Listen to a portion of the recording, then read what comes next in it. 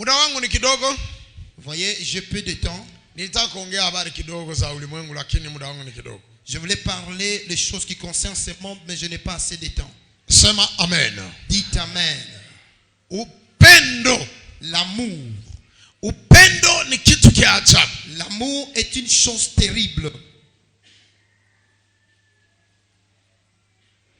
Nilisema upendo wiki iliyopita. J'ai parlé de l'amour la semaine passée. Kukosa upendo, le manque d'amour, ni shida. C'est un problème. Niliwaambia nikasema, je vous ai dit ceci. Kama hakuna upendo hakuna kanisa. S'il n'y a pas l'amour, l'église n'existe pas. Na hakuna wakristo. Et il n'y a pas de chrétiens. Upendo ndio unawakilisha kumuonesha Mungu duniani. C'est l'amour qui manifeste la présence de Dieu dans le monde. Pasipo upendo Mungu hayupo. Sans l'amour, Dieu n'existe pas. Upendo unatembea na vitu vitatu. L'amour marche avec trois choses. Upendo sio jina. L'amour ce n'est pas un nom. Jambo la kwanza, la première des choses, upendo unaonekana, l'amour se manifeste kwa kukabula, en partageant au kutoa, ou en offrant. Jambo la pili, la deuxième des choses, upendo unapatikana, l'amour se retrouve kwa kusamehe, en pardonnant. Mungu alipenda ulimwengu. Quand Dieu a tant aimé le monde, alitoa. Il a donné. Na Biblia inasema il a donné son fils unique. Na Biblia inasema alimtoa mwana wake upekee. Na kama alipenda dunia, et si il a aimé le monde, balipiga Yesu. On a frappé Jésus. Baba wasamehe. Père, pardonne-leur. Ils ne savent pas ce qu'ils font. Si quelqu'un te fait du mal, pourquoi tu ne parviens pas à ce niveau où tu lui dis il ne sait pas ce qu'il fait? Tu lui pardonnes seulement. Et tu continues à l'aimer. Amen. Amen. Amen. Amen. Jambo la tatu, la troisième des choses, upendo, l'amour, hauna unafiki, n'a pas de parti pris. Unafiki, de parti pris. Haina parti pris, unafiki. L'hypocrisie. Maana yake hauna sura mbili. C'est-à-dire l'amour n'a pas deux faces. L'amour n'a pas deux faces.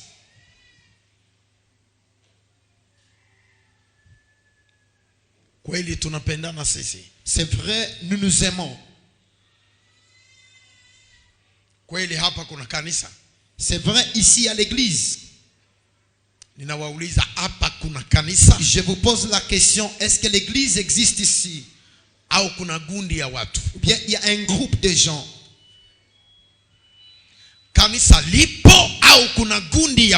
L'église existe ou bien c'est un groupe de gens? L'église et les groupes de gens se diffèrent. Un groupe de gens ne constitue pas l'église. L'église n'est pas un groupe de personnes.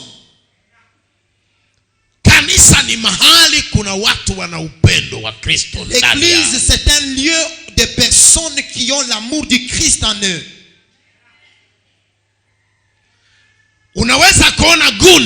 Tu peux voir un groupe.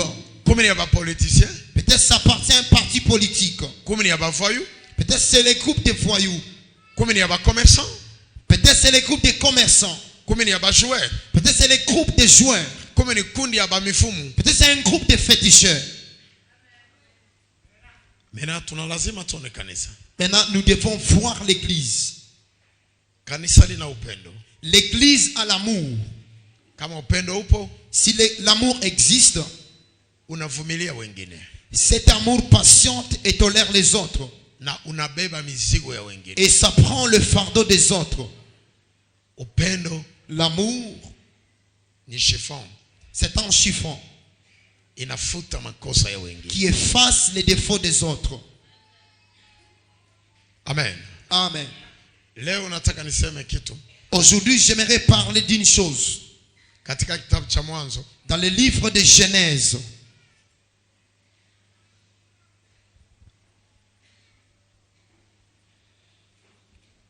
Mwanzo Genèse 13, chapitre 13.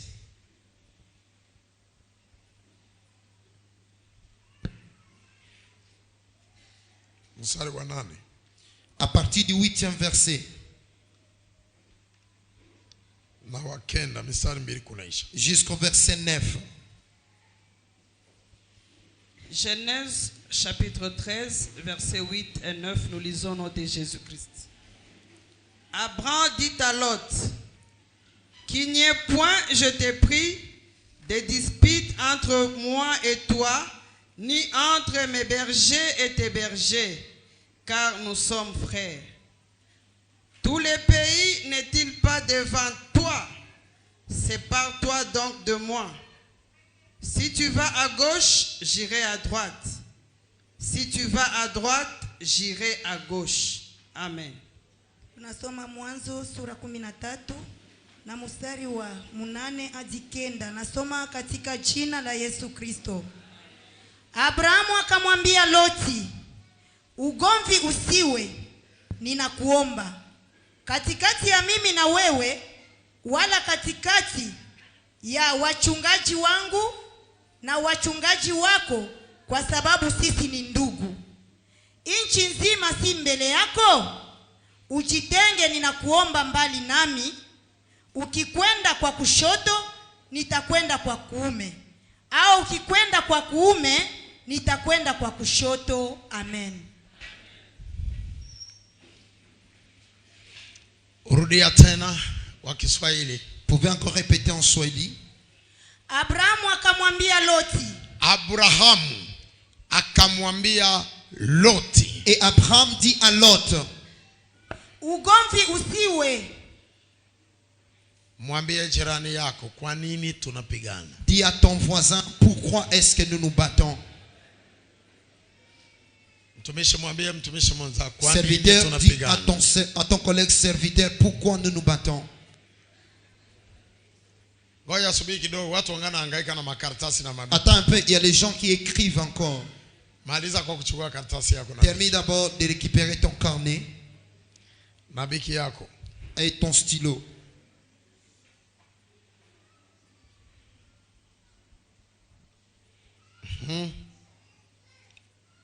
Abrahamu akamwambia Loti. Abrahamu akamwambia Loti. Et Abraham dit à Lot, ugomvi usiwe. Vita, qu'il n'y ait pas de guerre isikuwe katikati ya wewe na mimi. entre moi et toi. Ninakuomba, Na kuomba, Je te demande, katikati ya mimi na wewe, wewe na mie, entre moi et toi, wala katikati ya wachungaji wangu na wachungaji wako, wala katikati ya wachungaji wako na wangu, ou entre mes serviteurs et tes serviteurs. kwa sababu sisi ni ndugu. she wewe na mie tukuba ndugu. Parce que moi et toi, nous sommes des frères. Nchi nzima si mbele yako? Dunia yote mzima iko hapa. Le monde entier est devant toi. Ujitenge, ninakuomba, Na kuambia ujitenge mimi na mie. Je te demande de te séparer avec moi. mbali nami. Ujitenge tu mbali na mie. Va seulement loin de moi. Ukikwenda kwa kushoto, Kama unaenda mkono wa kushoto, Si tu vas à gauche, nitakwenda kwa kuume, mimi naenda kulia. moi j'irai à droite. au ukikwenda kwa kuume, Ukienda kulia, Si tu vas à droite, nitakwenda kwa kushoto. mimi naenda kushoto. moi j'irai à gauche. Omba Mungu, mwambie Mungu asinifungue masikio. Prie et dis à Dieu de t'ouvrir les oreilles. Omba. Prie.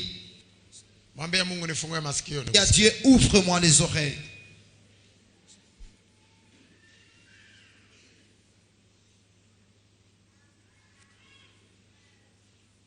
Mon thème, Nini kinaleta matengano? Qu'est-ce qui amène la séparation?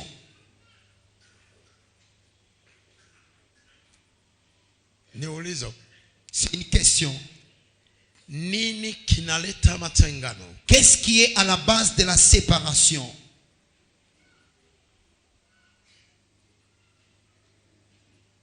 Nataka niongee kidogo. J'aimerais parler un tout petit peu. Maliza kuandika Kisina, kuna wengine wasikiaji. Termine d'écrire les thèmes, il y a les autres qui n'écoutent pas. Kisha kanisa nasema baba hukuleta Kishina. Et après l'église, ils diront, papa, tu n'as pas donné les thèmes. Na Kishina kikupali unakisikia. Or, le thème est là et nous entendons tous. Tukisoma katika sura 12 ya kitabu cha Mwanzo. Si nous lisons dans le chapitre 12 de Genèse, mstari wa kwanza, Mungu anasema nini? à partir du premier verset, qu'est-ce que Dieu nous dit?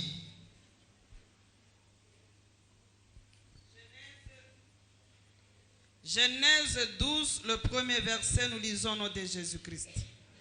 L'Éternel dit à Abraham, va-t'en de ton pays, de ta patrie, de la maison de ton père, dans le pays que je te montrerai. 2. Amen. Mwanzo sura 12 mstari wa kwanza, nasoma katika jina la Yesu Kristo. Basi Bwana akamwambia Abrahamu. Bwana akashuka akasema na Ibrahim. Et Dieu descend, il parle avec Abraham. Toka wewe katika nchi yako. Toka wewe katika nchi yako. Sors de ton pays. Na katika ndugu zako. Katika ndugu zako. Et sépare-toi de tes frères. Na nyumba ya baba yako. Na nyumba ya baba yako. Ainsi que la maison de ton père. Hata nchi nitakayo kuonyesha. Wende nchi nitakutuma. Et va dans le pays que je te montrerai. Amen. Amen. Nini kinaleta matengano? Qu'est-ce qui amène la séparation? Ndio kishina yangu. Mwambie tena jirani yako. Dis encore à ton voisin. Nini kinaleta matengano katikati ya wewe na mimi? Qu'est-ce qui est à la base de la séparation entre moi et toi? Ibrahim. Abraham. Mungu alimuita yeye Ibrahim. Dieu l'a appelé Abraham. Anamwambia Ibrahim, toka hapa. Il dit Abraham, quitte ici. Wende mahali fulani. Va à tel endroit. Na katika wito huu, et dans cet appel, kulikuwa masharti. Il y avait des principes. Mungu anamwambia Ibrahim. Dieu dit à Abraham, achana na ndugu zako. sépare-toi de tes frères. Achana na nyumba ya baba yako. Sépare-toi de la maison de ton père. Achana na nchi ya familia ya baba yako. Pays, le pays de ton Wende père. wewe mahali na kutuma. Et va là où je t'enverrai. Ibrahim pakuondoka. Abraham avant de quitter, alitimiza yote. Il a accompli tout ce que Dieu lui a dit. Akasabu moja. Et il a oublié une chose.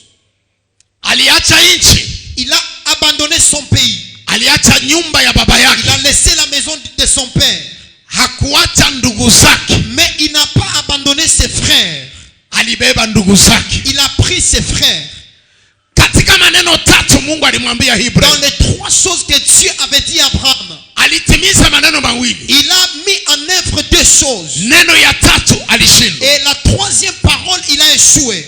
Aliacha nchi. Il a laissé son pays. Akacha nyumba. Il a laissé la maison de son père. Lakini alishindwa kuacha ndugu zake. Mais il a échoué d'abandonner ses frères. Akabeba ndugu zake. Et il a pris ses frères. Anaitwa jina lake Lot. Et il a pris son frère qui s'appelle Lot. Akasafiri naye. Et il a voyagé avec lui. Na Mungu alimwambia acha ndugu zako. Et Dieu lui avait dit de se séparer de ses frères. Neno la kwanza alimwambia acha ndugu zako. La première des choses, il lui a dit d'abandonner ses frères. Neno ya pili alimwambia acha nyumba ya baba yako. Deuxième des choses, il lui a dit de quitter la maison de son père. Na neno père. la tatu anamwambia acha nchi yako. Et la deuxième parole, la troisième parole lui dit laisse le pays de ton père. Yeye aliacha nchi. Il a laissé son pays. Akacha nyumba. Il a laissé la maison. Lakini akashinda kuacha ndugu. Mais il a échoué de se séparer de ses frères. Akabeba ndugu. Et il a pris son frère. Katika safari ya kubeba ndugu. Dans le voyage où il a pris son frère, walifika barabarani. Ils sont arrivés sur la voie. Yule ndugu Ibrahim alibeba. Son frère qu'il avait pris. Hakujua état d'âme yake. Il ne connaissait pas son état d'âme. Hakujua position yake. Il ne connaissait pas sa position. Amen. Amen. sio vibaya. Prendre quelqu'un avec toi, c'est pas mauvais. Mbaya ni kutokujua ndani yake. La mauvaise chose, c'est de ne pas connaître son état d'âme. Kama mtu unamjua ndani, Si tu connais son intérieur, et j'espère et ninajua, hautakuwa na maproblème ya tu n'auras kupitia. pas de difficultés dans ta marche. Naongea na mtu mmoja Est-ce aliamini que je parle avec quelqu'un qui a cru au Seigneur? anabeba ndugu yake Il prend son frère sans vérifier état d'âme, bila kujua kikindani mwake, sans consulter Dieu. bila kumuuliza Mungu. Anabeba tupita twende parce que kule nikunaenda ni nchi ya benye siwezi kubakia peke Il yangu. récupère, il dit viens on y va parce que là où je vais c'est le pays d'autrui, je ne sais pas qu'est-ce qui se Inapasha passe. nikale na mimi na ndugu yangu Je dois moya. être aussi avec mon frère. Sitekala mimi mwenyewe. Je ne vais pas aussi vivre Hii seul. maerere Ce sont des erreurs. watu wengi wanaifanya, Plusieurs personnes commettent cela. zaidi wanawake. Beaucoup plus les femmes. Akiolewa anataka abebe ndugu Si yake. on la prend en mariage, elle veut aller avec ses frères. Aujua état d'âme ya yule Tu ne unabeba. connais pas l'état d'âme de ton frère. Utatoka vizuri, Tu vas bien sortir. lakini kule kunaenda mambo Mais itarudi. là où tu iras, tu auras des problèmes. Abrahamu alifika katikati ya njia, Abraham arrive au milieu du milieu. anashindwa. Et il a échoué. Mstari ya 8 na ya 9. À partir du 8e et 9e verset. Abrahamu anamwambia Lot, Abraham dit à Lot, ugomvi wa nini? qu'est-ce qu'il y a entre moi et toi? Ugomvi wa nini? Pourquoi cette guerre? Alishinda vya kusema, Il a échoué quoi dire? mimi njo nilikubeba. C'est moi qui t'ai pris. Ugomvi wa nini? Pourquoi cette guerre? Nchi kumnene. Le pays est tellement grand. Kile mimi nafanya kizuri nisha kutosha kwetu na kuleta. Ce que j'ai fait de bien, c'est le fait de te prendre et t'amener Mena ici. nchi kumnene. Maintenant, le pays est tellement grand. Ujitenge mbele na mimi. Tu dois d'abord te séparer avec moi. Chakula kule unapenda kwenda wewe. Choisis où est-ce que tu veux aller. Mais l'essentiel, Mais Jamana, tuachane. nous devons nous séparer. Kitu gani kinaleta matengano? Qu'est-ce qui est à la base de la séparation? État d'âme. L'état d'âme. Naleta jibu ya sujet. J'ai donné la réponse à ce thème. Amen. Amen. Kitu kinaleta matengano ndani ya nyumba. La chose qui amène la séparation dans la maison, État d'âme yako. c'est l'état d'âme de la personne. Haina ya bien. N'est pas bien. Comportement. Les comportements, Caractère caché. les caractères cachés, Tabia ya kujificha. les caractères cachés. Mtu anaweza kuonekana mzuri kwa macho. Quelqu'un peut être vu, quelqu'un de bon par les yeux. Mtu anaweza kuonekana mpole wa kulalisha sauti. Il peut manifester la sainteté ou il manifeste ça au niveau de ses yeux. Sauti banaimanipilaka. La voix peut être manipulée. Mtu anaweza kumanipulate sauti yako. Quelqu'un peut manipuler ta voix. Anakuambia habari yenu. Il te dit comment est-ce que vous allez? Mko bien? Est-ce que vous allez bien? Usiwezeshe ndio sauti yake. Ne pense pas que c'est sa propre voix. Ana manipulate. Il a manipulé sa voix. Siku moja Un jour, kale ka sauti utakatafuta la utapata. petite voix, tu vas la chercher, tu la Parce que leo unataka unichezea. Maintenant tu veux jouer avec moi. Unataka kusema nini sasa? Qu'est-ce que tu veux dire? Kale ka sauti kale kanapotea. La petite voix vient de disparaître. Maintenant anakutoshea sauti ya biakweli. Maintenant, il va révéler sa propre voix. Kale ka habari yenu. Comment vous allez? Kanaisha. Va disparaître. Unatoka sauti ingine. Et maintenant, il y aura une autre voix. Au nini wake? Est-ce que tu me Leo connais pas? utanifungula. Aujourd'hui, tu vas me découvrir. Njoki inaleta matengano. C'est la chose qui amène la séparation. Comportement caché. Comportement caché. Kama ulijua mtu kunaye. Si tu connaissais la personne avec qui Kama tu es, mkutengana. tu ne pouvais pas te séparer. Erreur ya Abrahamu L'erreur ni d'Abraham, bila kukonsulte Mungu. c'est une parce qu'il n'avait pas consulté Dieu. Mungu alimwambia bien, Dieu lui a bien dit, toka we. quitte toi-même, Hata familia yako. laisse ta famille. Abrahamu anasema sitaenda mimi moja bila Abraham mtu dit, wa je n'irai familia. pas seul, je vais prendre mes frères. Erreur ya mwanadamu toujours. L'erreur de l'homme toujours. Wanawaza Mungu analandaka bongo. Tu penses que Dieu peut se tromper sur quelque chose? Mungu haya alandaka bongo. Dieu n'a jamais menti. malgré maneno ya Mungu iko nguvu kuipokea. Malgré la parole de Dieu est difficile à recevoir. Kiko natushindisha ni batu kupokea neno la Mungu. Ce qui nous fait que nous puissions échouer, c'est le fait de Neno ya Mungu recevoir inaweza la kufika parole. ndani yako, inaingia ndani yako pap. La parole de Dieu peut entrer en toi. Au lieu pratiquer unaanza kuangalia macho Au kubwa. lieu de mettre en pratique, tu commences à regarder les Unaanza gens sur kusema toi. batu batasema Tu nini? commences à te dire qu'est-ce que les hommes diront. Est-ce que uko na dependre na batu ou bien una dependre na Mungu? Amen. Est-ce que tu dépends des hommes ou bien tu dépends de la parole de Dieu? Ule anakuambia njoo kuna buzima. Amen. Celui qui te dit, celui qui a la vie. Bado kunaangalia bana na buzima. Les hommes que tu regardes n'ont pas la vie. Wale bana kuanture kazi yabo ni kuweka mtu mwenyewe. Les gens qui t'entourent, ils sont là pour te mettre dans l'erreur.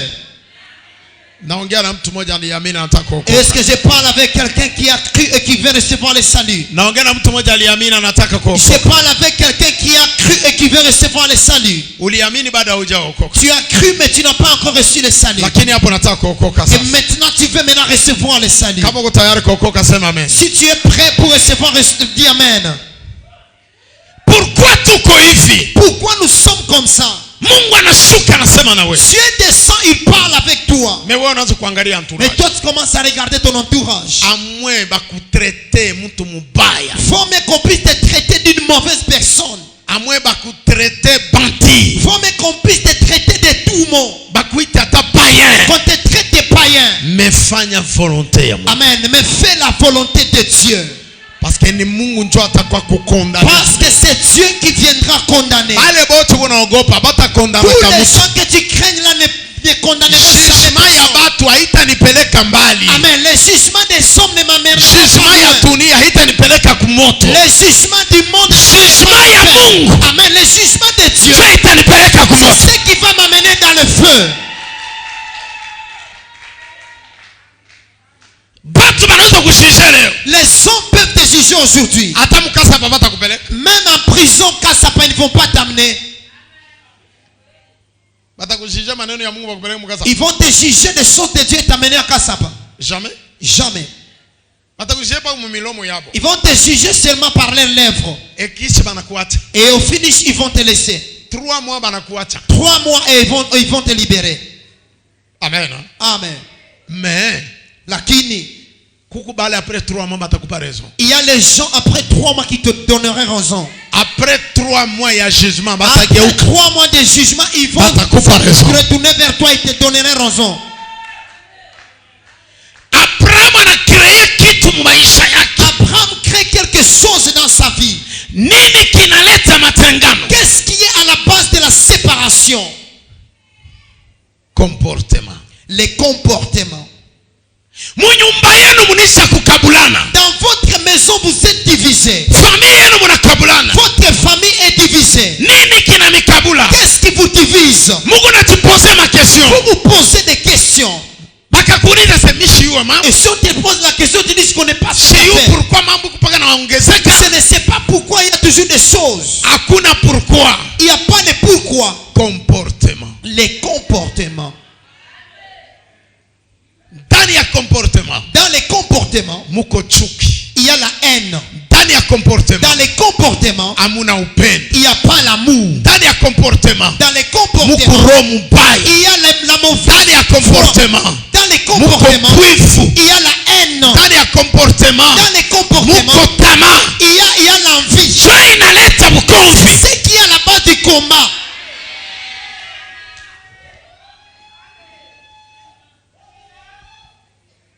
Amen. Amen. Amen. Amen. Narudia tena. Je retourne encore. Nini kinaleta matengano? Qu'est-ce qui amène la division? Comportement. Les comportements. Sasa kila mtu arudie mbele angalie kifafa. Que chacun de nous retourne en lui-même et regarde d'où viennent ces choses. Famille yako. Ta famille. Munafiaga nini? Pourquoi vous tiraillez? Ule ndugu wako mnakokotana anaisha kufanya nini? La personne avec qui tu te tiraillais est déjà mort. Alors c'est quoi? Mnakokotana na sana. Vous vous tiraillez tellement trop. Nini? C'est quoi? Ule vazini wako. Ta voisine là. Mnakokotana ni nini? Vous vous tiraillez, qu'est-ce qui ne va pas? Mukanisa umu. Ici à l'église. Muko nakokotana sana ni nini? Vous vous tiraillez trop, il y a quoi? Mbele mbote Mungu bambalaka. D'ailleurs, vous tous, vous êtes des célibataires. L'autre n'est pas marié, l'autre n'est pas marié. Si l'autre était marié, on aurait dit peut-être que mon mari jette un coup d'œil chez elle. Vous tous, vous êtes des mariés. Pourquoi vous vous tiraillez à l'église? Il vous manque 3 choses. Et il y a aussi la 4e chose. La haine est là.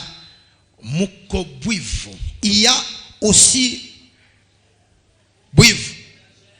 la jalousie et envie. Il y a la mauvaise foi et l'envie. Et la dernière des choses, et manquer l'envie d'atteindre une dimension. Pas l'envie. Mizani ya kufikia kiwango. Manquer la force d'atteindre une dimension. Super. Kukosa mizani ya kufikia kiwango. Manquer une force pour atteindre une dimension. J'ajoute une autre chose. Amen. Hein? Amen. Kuzarau kile kunakyo. Minimiser ce que tu as. Amen. Quelqu'un dit amen. Je parle avec toi. Minimiser ce que tu as.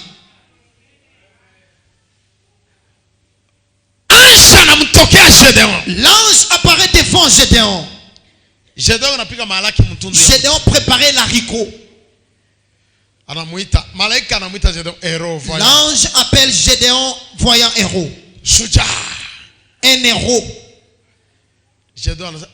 Gédéon dit, moi je ne suis pas un héros. Il dit, c'est toi qui iras libérer Israël à travers ta main. Il dit non. Moi d'ailleurs dans la famille de Manassé, je suis le dernier. En plus, nous sommes les plus pauvres de cette famille. Pourquoi? Dieu a nini. C'est revêtir de la pauvreté.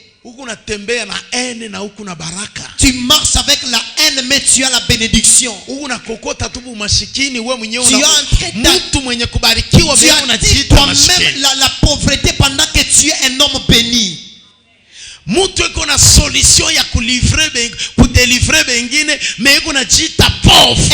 qui a la solution de délivrer les autres, mais il s'appelle pauvre. Et l'ange lui dit,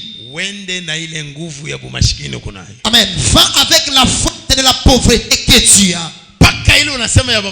Toujours avec cette force-là de la pauvreté, va comme ça. L'ange a envoyé Gédéon avec 2 forces. C'est que Gédéon a déclaré de sa propre bouche, je suis le plus petit.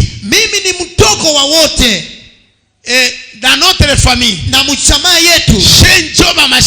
nous sommes les plus pauvres. Et l'ange lui dit ceci, toujours toi qui es trop petit, tu iras comme tu es petit.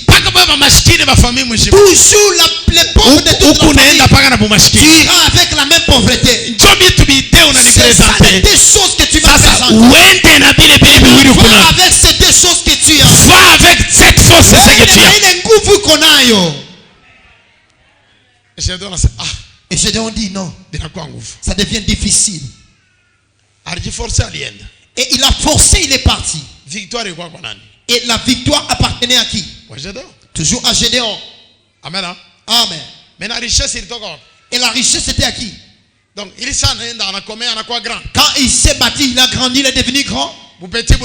Et il a arrêté d'être petit.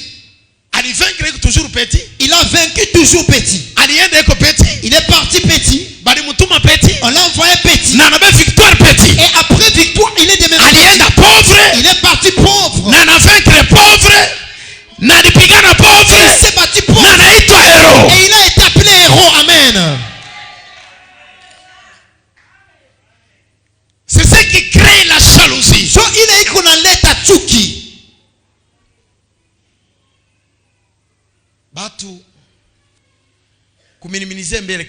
Les gens, le fait de minimiser d'abord ce qu'il a. au ya kwa mu niveau tu n'as pas encore atteint le niveau ya kuuza avion. de payer l'avion. Uko na moto. Tu as une moto. Uyuzie mafleur uyambeli. Paye des fleurs, embellis ta moto. Kama unapanda Si tu mvimba. montes là-dessus, tu es fier de ça. Tu es fier, tu es fier. Unavimba. Et tu gondes même.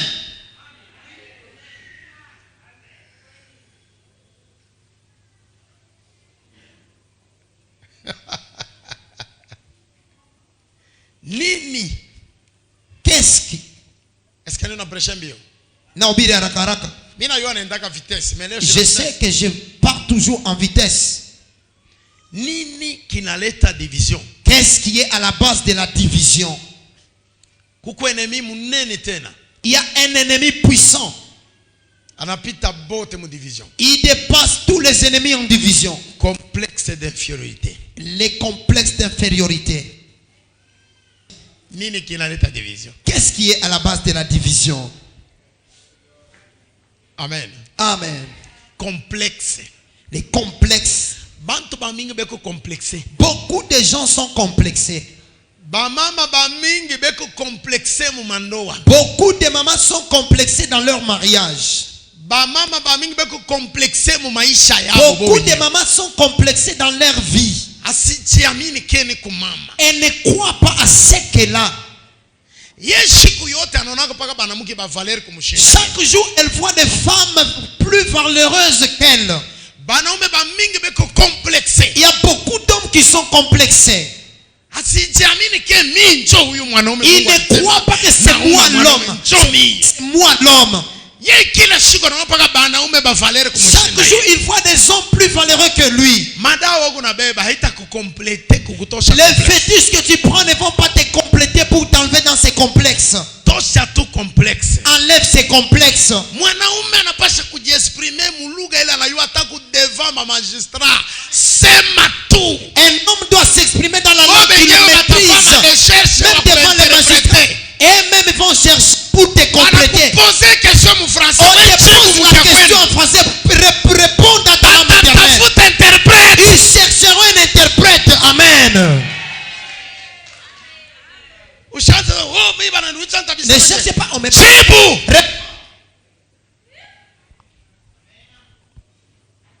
Amen. Amen. Nini kinaleta division? Qu'est-ce qui est à la base de la division? Mungu nacheka. Message yangu kunapita. Mon message est en train de passer. Hii yote kuna créer bishilani nini? Tout ce qui crée la colère, c'est quoi? Ni complexe. C'est les complexes. Complexe na créer kama rancune. Les complexes créent aussi des rancines. Complexe na créer ka division. Les complexes créent la division. Parce que hauna na capacité Parce que tu n'as pas la capacité ya comprendre bile bako nafanya de comprendre les choses que tu fais na ya confronter bale bantu. et d'affronter ces gens. Maintenant kwako weye Maintenant, en toi, inakuwa humiliation. c'est créer l'humiliation. Vrai ou faux? Vrai ou faux? Batumishi vrai ou faux? Les serviteurs, c'est vrai ou c'est faux? Complexe Complexe. ni ennemi C'est un ennemi wa division. de la division. Amen. Amen. Shebote tuko batumishi. Nous tous, nous sommes des serviteurs. Butumishi bwako bungari bwa mu 4000. Ton ministère est encore dans les 4000. Bakuweke sasa mu start. Qu'on puisse te mettre maintenant au stade. Utaona tu macho ya batu unaanza Tu kutetemeka. vas voir seulement des gens qui commencent à trembler. Complexe na kuingia. Complexe inakubamba. Butumishi yako ni bwa hapa. Ton ministère est ici. Mubatu mansula unazobelea. Dans plusieurs personnes, tu es habitué à ces gens. Mais hauyaenda masule ila baku. Mais tu n'as jamais prêché dans des endroits où on ne te connaît pas. Utasanga unajikomplexer mu. Tu vas te retrouver complexé. Amen. Amen. Nini kinaleta division? Qu'est-ce qui est à la base de la division? Comportement. Comportement. Amen. Amen. Comportement mubaya Les mauvais comportements. ni zambi inaharibu famille. C'est un péché qui détruit la famille. Ni zambi inaharibu kanisa. C'est un péché qui détruit même Ni l'église. zambi inaharibu bundugu. C'est un péché qui détruit même la Ni fraternité. zambi inaharibu burafiki. C'est un péché qui détruit même l'amitié. Mu comportement Dans les comportements, muko kuzungulukiana. il y a des choses que les gens font dans les raccourcis. Mutu eko na masula mbili. Quelqu'un qui a deux faces. Les jours batamuvumbula ta créer division. Les jours qu'on va te découvrir, ça va créer la division. Lot Abraham njo alimubeba. C'est Abraham qui l'avait pris. Mu mission ya Mungu. Dans la mission de Dieu, Lot n'existait pas. Mu billet de voyage. Dans les billets de voyage, Jina ya Lot yaina. les noms de Lot n'étaient pas figurés. Mu sécurité. Dans la sécurité, Lot n'existait pas. C'est pourquoi Dieu kwa maana, wakati Mungu anataka kuchoma Sodome, lorsque Dieu voulait brûler Sodome et Gomorrhe, et Lot était du nombre, na Lot alikuwa kama kimvuli. mmoja wa kuchomewa. Il était l'un qui devait être brûlé. Maintenant, orgueil ili ya Lot ilimsaidia nini? L'orgueil de Lot l'avait aidé en quoi? Hauna na capacité ya kupata wokovu. Tu n'as pas la capacité de recevoir le salut. Hauna na capacité ya kusumburia na Mungu. Tu n'as pas cette capacité de parler avec Dieu. Hauna na capacité ya Mungu kukupatia message. Tu n'as pas la capacité de recevoir le message de Dieu. Maintenant unakunja tu mkongo. Maintenant tu es tellement orgueilleux Ukombane na mandataire. de se mettre en combat avec les mandataires. Maintenant kama Abraham alifunga roho, Alors si Abraham avait endurci son cœur, nani alitaka kuokoa Lot? il devait sauver l'autre. Parce que Mungu akumjua Lot. Parce que Dieu ne connaissait pas l'autre. Il a fallu Abraham supplier. Il a fallu qu'Abraham puisse supplier Njo afikie peku Lot. pour qu'il puisse atteindre l'autre. Alianzia ku 50 personnes. Commencé par 50 personnes. 50 personnes. Il a commencé par 50 30 personnes. personnes. 30 personnes. 20 personnes. 20 personnes. 10 personnes. 10 personnes. 3 personnes. 3 personnes. Mais Dieu a compris. Lakini Mungu alielewa. Dieu a compris. Mungu akaelewa. Pourquoi Abraham iko na supplier? Juu ya nini Abraham était en train de supplier? Parce que Abraham iko na mzigo wake alijibebea. Parce qu'Abraham avait le fardeau qu'il avait Mwele pris. mzigo alijibebea. C'est fardeau qu'il avait pris. Hataki kupata mambo asema wewe ndio ulimubeba na wewe ndio unamchomesha moto. Toi qui viens de le faire brûler. Kumbe Mungu nionee puruma tu. Dieu ait pitié de moi seulement. Ulitoshea hii. Que tu puisses les sauver. Amen. Lot a été sauvé. Lot est en train de souffrir. Parce que Abraham Abraham hakukonte matendo ya Lot. n'avait pas compté les actes de Lot.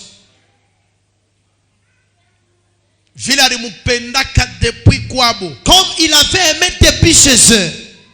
Malgré alimwambie ujiséparer, c'était d'une manière ya kujidégager de la désordre. Malgré que Dieu lui avait dit de se séparer, c'était une manière de se séparer des autres. Abraham alikatala ni désordre. Abraham a refusé le désordre. Maisha ya désordre. La vie de désordre Itani perturbe.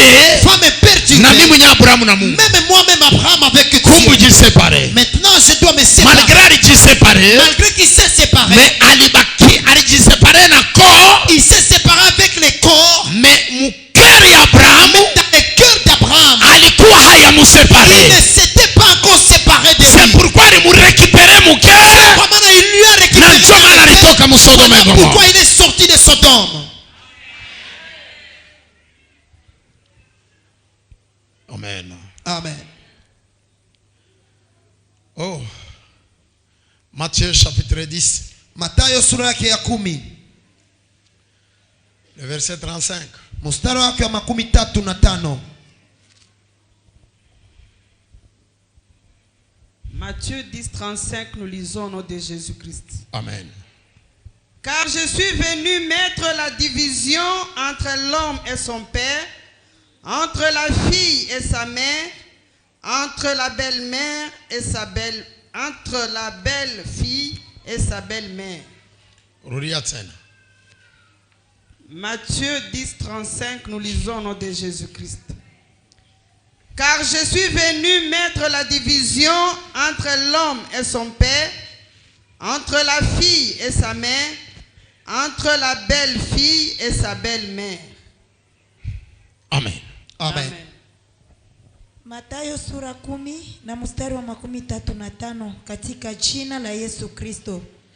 Kwani nimekuja kufitini mtu na baba yake na binti na mama yake na mkwe na mkwe wake. Amen. Amen. Yesu. Jésus. Oui, ni Yesu. Ça c'est Jésus. Haina Abraham tena. Ce n'est plus Abraham. Parce que thème yangu. Parce que mon thème. Qu'est-ce qui divise l'homme? Nini inagawanyisha bantu? Ndio thème yangu. C'est ça mon thème. Haina vile. Amen. Amen. Nilianzia kwa Abraham kule. J'ai commencé à partir d'Abraham. Maintenant minakuya Matthieu, Nouveau Maintenant, Testament. je suis venu dans le Nouveau Testament en Matthieu. Il m'anataka sema nouvelle alliance. C'est ce que vous appelez la nouvelle alliance. Amen. Amen. Asema nimekuja. Il dit je suis venu Kugawa. pour séparer. Kugawa. Séparer. Mama La mère na mtoto. et son enfant. Mtoto L'enfant, na mukwe. la fille et sa belle-mère. Mukwe na mukwewe. La belle-mère et la belle-fille. Sema amen. Nini kitawagawa? Qu'est-ce qui va les séparer? Toujours comportement. Ni paka mifano. Yesu ni ukweli. Jésus c'est la vérité. Na kama ukweli unaanguka mkanisa, Et lorsque la vérité tombe dans une église, pale bego na comportement mubaya, les gens qui ont un mauvais comportement habatapokea ukweli. ne recevront pas la vérité. Batatokelea baenemi. Ils vont se transformer en ennemis. Amen. Amen. Naongea na mtu mmoja. Est-ce que je parle avec quelqu'un? Est-ce que uko mzuri ya kuokoka? Est-ce que tu as mesure d'être sauvé? Uko mzuri ya kuokoka? Est-ce que tu as mesure d'être sauvé? Tunachunga kanisa leo na buchafu. Nous gardons aujourd'hui l'église dans les saletés À cause ya kukache vérité. à cause de cette manière de cacher la vérité, À cause ya kuflateana. à cause des flatteries.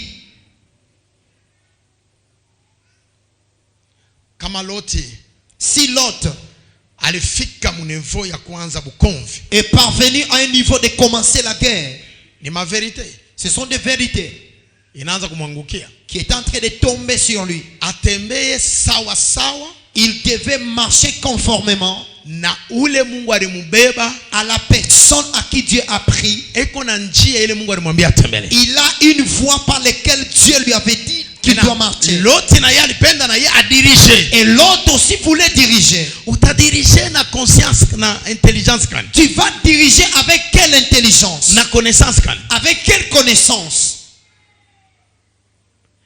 Ibrahimu, Mais Abraham, alikuwa anatembea na message. il marchait avec un message. Na ile message ndio alikuwa guide. Et c'est ce message qui était le guide. Parce que nchi kwanza alikuwa anaenda hichu. Parce que le pays où il allait, il ne le connaissait pas.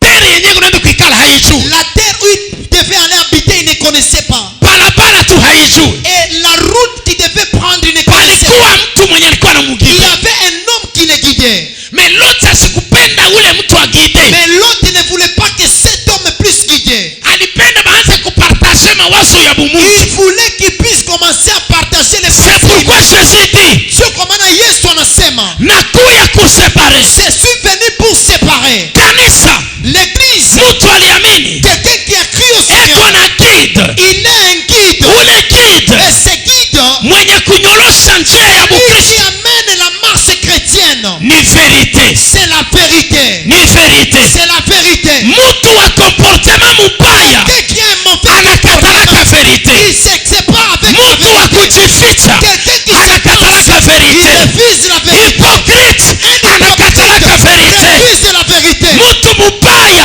anakatalaka verite. Refuse la Kama vérité. verite inafika Si la vérité arrive, anajiretire. il se retire. Unawazase Il kujiretire pense que si eko sage, il est sage, kumbe ni bubaya bwake c'est sa mauvaise foi. bunafunuliwa na neno. Hypocrisie révélée par Bubaya bwake cette hypocrisie bunakuwa eklere maintenant éclairée.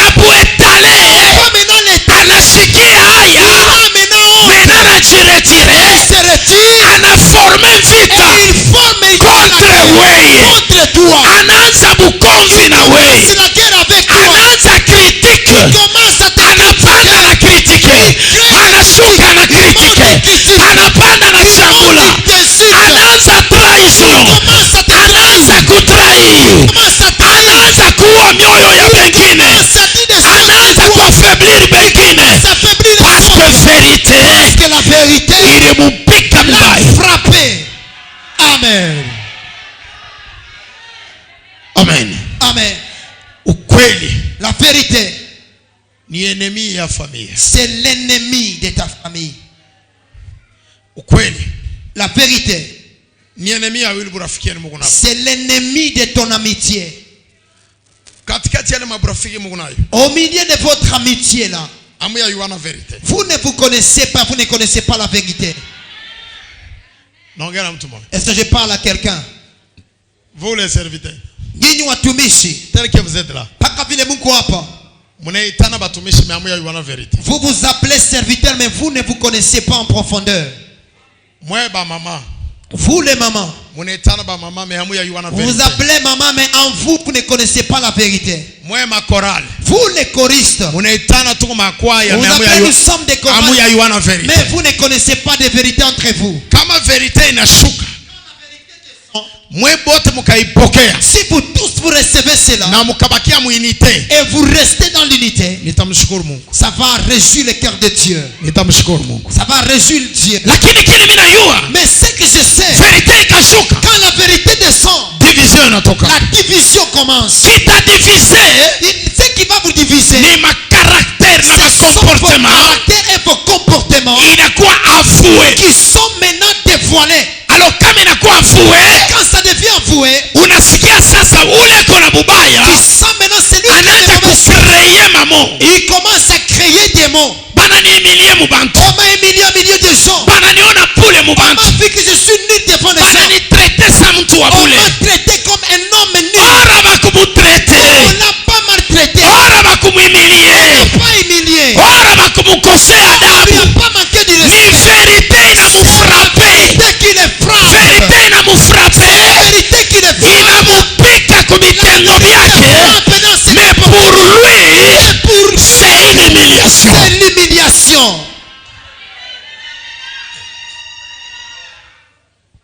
Amen. Amen. Tutaokokaje? Comment est-ce que nous serons sauvés? Mtu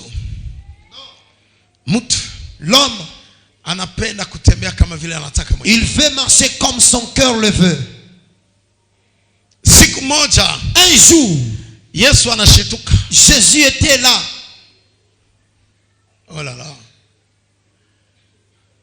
Nimeshoisir 12. Je vous ai choisi à 12. Mais pourquoi aujourd'hui Mais tu as nini leo? parmi vous il y a quelqu'un qui est diable? Katikati yenu kuna mmoja ni shetani.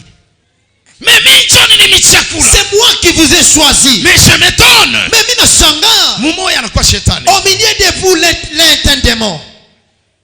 Vérité inaanguka. La vérité est tombée. Mwambie mwenzako c'est vérité inaanguka. Dis à ton voisin, la vérité vient de tomber. Mwambie c'est vérité inaanguka. Dis-lui, la vérité vient de tomber. Tuku. Tout. Inaanguka. La vérité tombe. Tout ce temps-là, Ile wakati yote, beko ananiita serviteur. on m'appelle serviteur. Beko ananiita On prophétesse. m'appelle prophétesse. Beko ananiita prophète. On m'appelle prophète. Beko ananiita évangéliste. On m'appelle évangéliste. Leo njoo unaniona mimi nakuwa diable. C'est aujourd'hui que tu viens de découvrir que je suis diable. Hii ni kunisekula. Ça, c'est vraiment jouer avec moi. Je me retire. Maintenant, je me retire. Hii kusa kuniona On bule. me voit que je suis nul. Mimi niko deja niveau, niko deja mtumishi. Moi, j'ai déjà un niveau de serviteur.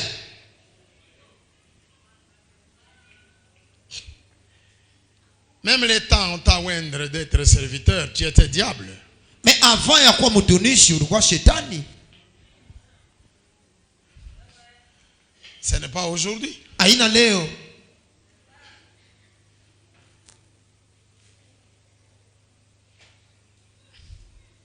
Yuda bina muluma. Judas avait très mal au cœur. Amekuma. J'espère katikati ya disciples vérité ilianguka 2 fois. J'espère au milieu des disciples, il y a 2 vérités qui sont tombées. 2 fois. 2 fois. Ya kwanza ilimwangukia Petro. La première vérité était tombée sur Pierre. Arrière moi diable. Kumukongo yangu shetani. Arrière moi Satan. Kunyuma yangu shetani. Petro anaona vérité na mfrape pa. Et Pierre qui sent la vérité qui frappe. Anaenda. Il recule. Anajichungua. Il a fait l'introspection. Pourquoi? Dieu a nini? On m'appelle diable. Baranita shetani. Anapitisha mkono anakusa kama mpanga kekwa. Il regarde vers lui, il trouve qu'il y avait l'épée à côté. Anakatosha mbele. Il enlève d'abord cela. Anakaangalia. Il regarde ça. Ça peut être ça. Inaweza hiki kitu. Twende mbele. Anakatupa. Je vais rentrer. Anarudia tena. Bonjour monsieur. Bonjour. Ah mon serviteur. Oh mtumishi wangu. Pierre a compris. Et Petro anaelewa. Kamumpanga njo kale C'était cette kalitisha petite manchette qui a fait que je puisse devenir diable. Oui. Il dit toi, Sitakurudilia tena. je ne vais plus retourner vers toi. Baki alwako. Reste là-bas. Bale batu. Ces gens, Beko kidogo. ils sont peu nombreux. Bale batu kama unamwambia ukweli anaenda anatambua anarudia tena kwa Ces mchungaji. personnes, quand vous leur dites la vérité, ils rentrent, ils font l'introspection et puis ils retournent. Anamfuata tena Il mchungaji. va encore suivre l'homme de Dieu. Beko kidogo sana. Ils sont peu nombreux. Abana ta 2%. Beko Ils ne sont même pas à 2%. 0,5%. 0,5%. Hivi kanisa yote kwa Comme l'église est là, tunaweza kupata tu ba 2. on peut avoir seulement 2 personnes. Na bale nchoba Kristo. Et ce sont là les chrétiens. Na nchoba tena mbinguni. Et ce sont ces deux qui iront au ciel. Mwepoti. Vous tous, Munapenda paka kubitapa. vous voulez seulement qu'on puisse vous glorifier. Vous êtes bien habillés. Sorovala butamu sana. Comme votre cœur. Para vile roho yako iko. On a dit, merci papa. Merci, merci. Papa, merci. Papa, merci. Tu dois acheter même de l'eau. Utauza tana mai. Mais comme il a quand même vérité, tu ne peux pas me donner de l'eau. Mais si je te dis la vérité, utaleta mai. C'est pourquoi l'église Pentecôte, tu n'as gardé baloshi sana. Dieu commande dans l'église Pentecôte, il y a beaucoup de sorciers. Na baloshi unamuita mama mtumishi. Même les sorciers, on les appelle Déjà mama mtumishi. unamutwika njina, mama mtumishi. Et quand tu lui donnes le nom, Munakutana kwa barabara. Mama mtumishi bonjour. bonjour, bonjour, bonjour. Yana, bonjour Eh, baba. bonjour, bonjour, baba. Muko bien. Vous allez bien? Le Seigneur te bénisse. Ah, Mungu ape sifa. Mama mtumishi bonjour. Mama mtumishi, bonjour. Muloshi. Sorcière.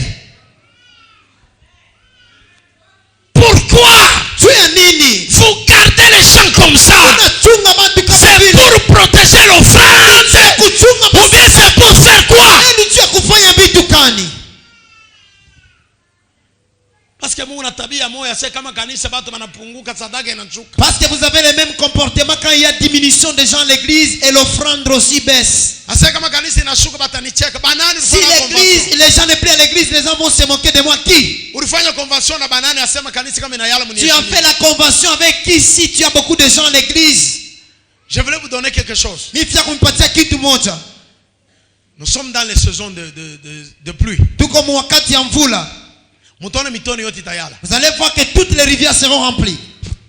Ce n'est pas dire que les sources d'eau ndio inayaza mitoni. Haina kusema chemuchemu ya mai qui vient de remplir les rivières. Ni mai ya mvula. C'est l'eau de pluie. Mai ya ule mtoni inajijua yo yenyewe. L'eau de cette rivière se connaît très bien. Ah, je parle à quelqu'un. Mimi naambia mtu moja.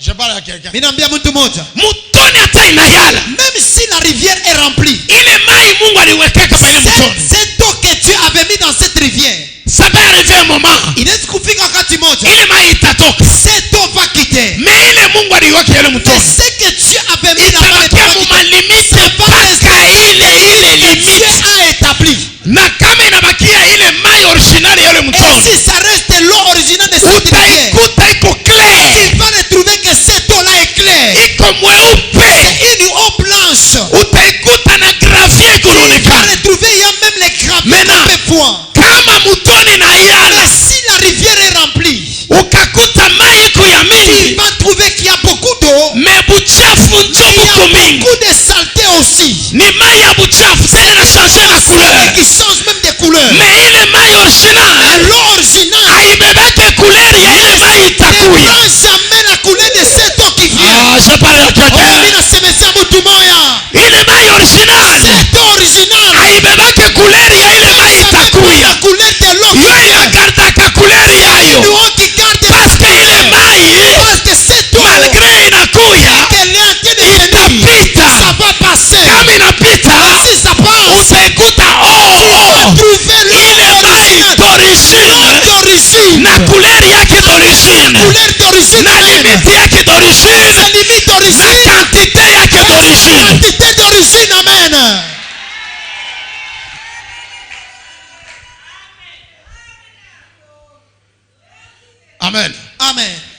Ndio mimi namaliza mafundisho mwa example ya Nasema mai. mina maliza mafundisho dans l'exemple.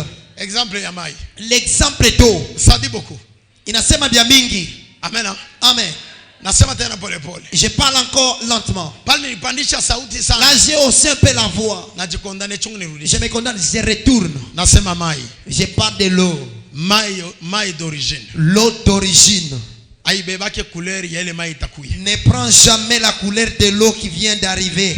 Ili mai kama inakuya ina yala ya mingi. Si cette eau arrive et ça remplit la rivière, Inakana couleur ya mwekundu. ça possède une couleur rouge. Yenye kutembea na buchafu bwa Une mingi. couleur qui marche avec beaucoup de saleté. Ukangare mtu na banyoka banekala. Et si tu regardes bien, il y a même des petits Na serpents. milulu binekala Il y a kama. même des petits animaux. Bitu bya mingi binatembea na bya kosa Il y a binekala kama. beaucoup de choses qui sont dans cette eau, même des choses pourries. Ile mai d'origine. Cette eau d'origine, Malgré utashinda kuidentifie parce que mai na yala. malgré que tu vas échouer d'identifier cette eau parce que la rivière est remplie, Nakwambia hivi. je te dis ceci. Inagardaka couleur yake d'origine. Yes, c'est une eau qui garde sa couleur d'origine. Haibebake couleur ya ile Elle ne itakuya. prend pas la couleur de l'eau qui vient d'arriver, l'eau de pluie. Haibebake buchafu bwa ile mai Ça ne inakuya. prend pas ces saletés de cette eau de pluie. Pourquoi inagarda couleur yake Tu as d'origine? dit, ça garde cette couleur Inayua d'origine. sema hii mai Ça c'est itapita. que cette eau va passer. Shie tuko ba originaire. Nous sommes des originaires, amen. Tutabakia hapa. Nous allons rester Parce que ici. mission yetu Parce que notre mission, ni kuravitaye batu. c'est pour ravitailler les gens. Shie tuko ni uzima wa watu. Nous sommes la vie des hommes. Shi ni uzima wa watu. Nous sommes la vie des hommes. Utaona kama ile mai inapita. Et tu verras que quand cette eau passe, Utaretrouver ile mai tu vas d'origine. retrouver l'eau d'origine. Iko mweupe. Elle est toujours blanche. Iko mweupe. Elle est toujours blanche. Na gravier yake Et son gravier iko est naonekana. en train de laisser Utaona tu bimamicha bitaingia. verras qu'il n'y a pas Wewe uko de petits Mkristo récits. waje. Tu es quel genre de chrétien? Uko nabeba mifano ya mtu anakuya leo. D'imiter des comportements Uko physiques na qui sont imite venus. vya kuimite. Imite des choses. Tutapoteza na Bukristo. Garde ta nature. Garde Bukristo. Garde ta nature. Garde imani. Garde ta foi. Malgré.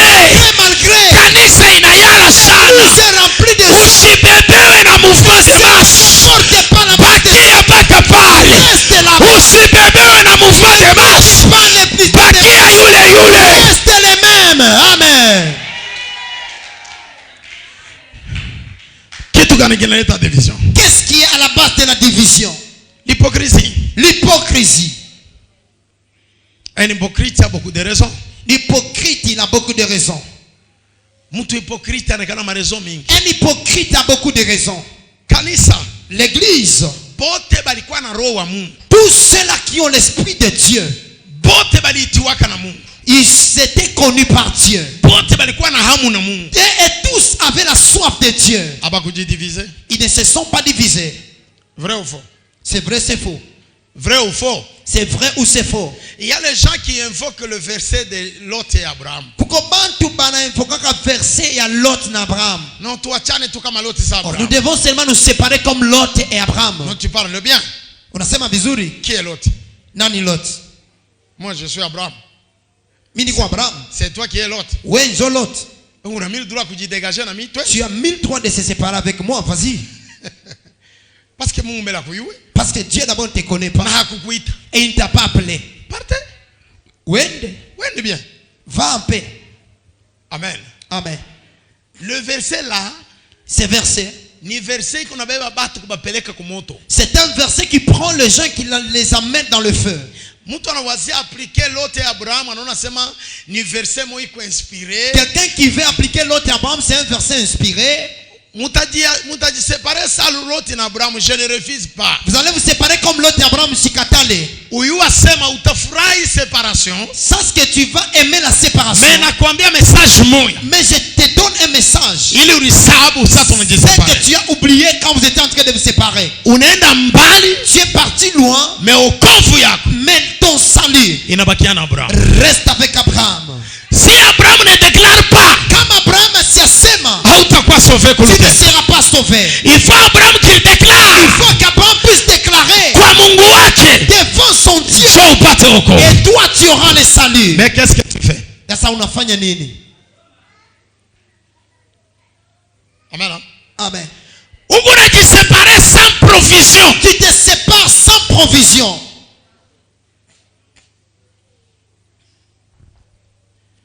iko sa Rehoboamu na Yeroboamu. C'est comme Boam et Roboam. Rehoboamu Rehoboam na Rehoboamu. na Rehoboam.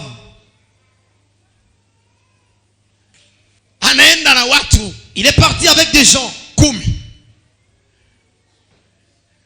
Yeroboamu Yeroboam, anafanya kanisa, il a construit l'église mais anakosa madhabahu. et il a manqué l'autel. Rehoboamu Rehoboam, anabakia na watu ba 2 il est resté avec 2 personnes na madhabahu. avec l'autel. Yeroboamu anakosa madhabahu. Yeroboam avait manqué l'autel. Rehoboamu anabakia na madhabahu. Rehoboam est resté avec Olo l'autel. pa madhabahu Oh, si l'autel, ndio peko Mungu. c'est là où il y a Dieu. Ule anaenda na watu ana Celui madhabahu. qui est parti avec des gens, il n'avait pas l'autel. Amen. Le Dieu qui m'a fait sortir Ule Mungu alinitosha dans mon pays, mumuji il yangu, m'a envoyé ici à Kamalondo. alinituma hapa Mkamalondo. Mikulu yake kwa hapa. Ses pieds sont ici. Amen. Amen. Amen. Amen. Alléluia. Amen. Nasema sana J'ai beaucoup parlé, nikatia hapa. que j'arrête même par ici. Amen. Amen. Pourquoi kujiséparer mu famille yenu? Dieu a nini vous vous séparez dans votre famille? Kama banakwambia vérité na kubamba Si on t'a dit une vérité qui touche ton cœur, adapte-toi à la vérité. Pourquoi ma chorale mpara mkonfu? Pourquoi dans vos chorales il y a toujours des combats? Parce que ba païen beko kati. Parce qu'il y a beaucoup de païens au milieu de vous. Habapendi vérité. Ils n'aiment pas la vérité. Kama mimi vérité anafunga sana. Quand tu dis la vérité, il gonfle son dos. Un païen anayaka païen mwenzake mu groupe. Mupagano anayuaka mupagano mwenzake mukikundi. Ukamwambia vérité. Si tu lui dis la vérité, Macho yake ataangalia mpagani ses mwenzake. yeux seront fixés sur son collègue païen. Signaler Il le signale kisha kutoka et après avoir quitté, utabaona banakuwa ba 2. tu le verras, ils sont maintenant à 2. Uliona je? Qu'est-ce que tu as vu? Mipi niliuma. Moi, ça m'a vraiment fait Si trop mal. c'était moi. Kama tulikuwa mie, Ah mwenzangu. alifia kusentir. C'est ce que je fais dans l'église. Sio ile mimi naona mkanisa, Unafokea huyu. tu grondes l'autre. Ule mwenye kwa kule anaingia mu mambo Qui est ya derrière huyu. aussi entre dans ces choses. Je comprends. Sasa naelewa. Dieu m'a révélé quelque chose. Alifunulia kitu moja. Kuko maburafiki mwe kusude caché. Amitié soudée Mukanisa iko caché. C'est bien En caché. dehors ya Kristo. Nje ya Kristo. Unabaona sema kwa mbalimbali Kongo. Tu dis que peut-être ils sont différents, c'est faux. Nje ya Bukristo bwabo. En dehors de leur Kuko chrétienté, ma relation moya ya nguvu il y a sana. des relations trop fortes. C'est pourquoi mko naona mambo ya mtu inatembea umeme Sio kwa maana vous voyez des inatembea deja. circulent d'une Ni personne à ile une autre. ma réseau. Ce sont ces Ma réseaux. Facebook na ma WhatsApp Facebook et les WhatsApp de na ma l'église. Telegram. Et les télégrammes.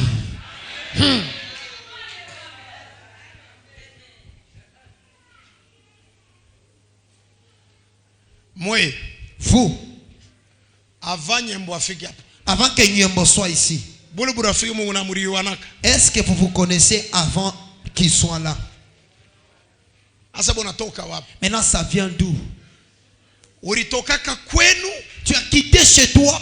Asema napata habari ya mtumishi J'ai mwenye Mungu. entendu l'histoire d'un homme de Dieu. Mais mwile habari leo hauna Et mke. dans cette histoire, tu n'es plus dedans. Unakuwa kupata rafiki Et tu as mkanisa. trouvé des amis à l'église. Ulitokaka kwenu? Tu as quitté de chez toi. Ke nafata pasteur. Suivre les Mungu pasteurs. alimutuma na neno yako. Dieu t'a envoyé avec sa parole. Leo unatoka mwile Aujourd'hui, message. tu quittes dans ces messages de Dieu. Unakuwa muburafiki. Et tu es maintenant dans des relations. Mwile burafiki muna créer kitu Dans cette kimoya amitié, vous créez contre kanisa, contre l'église, contre mtumishi wa Mungu, contre les serviteurs de Dieu, contre batumishi ya Mungu. contre ses serviteurs. Munakuwa baenemi ya kanisa. Venez des ennemis Munakuwa de l'église. baenemi ya imani ya watu wengine. Venez des ennemis de Munaanza la foi. kudetruire imani ya watu wengine. Commencez à détruire la Dieu il est au ciel. Mungu eko kumbingu. Il va faire quelque chose. Atafanya kitu moja. Si c'est Dieu qui m'a envoyé ici, Kama ni Mungu alinituma hapa, il va faire quelque chose. atafanya kitu kimoja.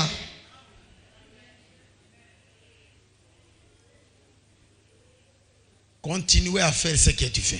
Endelea kufanya kile uko nafanya. Mais je connais mon Dieu. Lakini najua Mungu wangu. Je le connais très bien. Mimi namjua vizuri.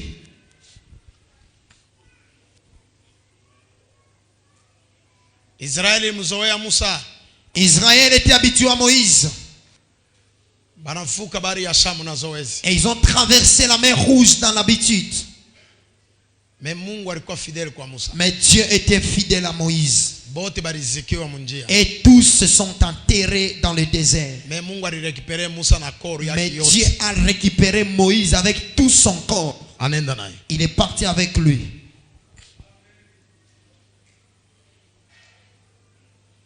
Cherchez Dieu. Tafuteni Mungu.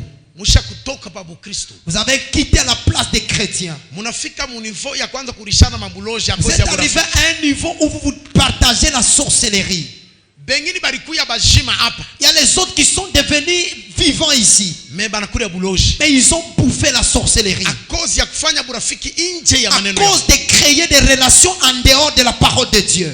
bengine batoto yabo bengine bananza fa bana selection ya batoto. Il y a les autres qui ont fait même la sélection des enfants.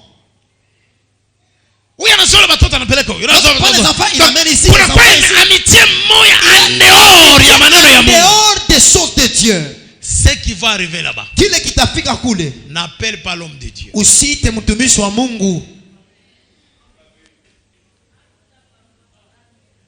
Wewe mwenyewe uko responsable Que toi-même tu joues le rôle de responsable. parce que tu connais beaucoup. Parce que unajua mingi. Amen. Amen.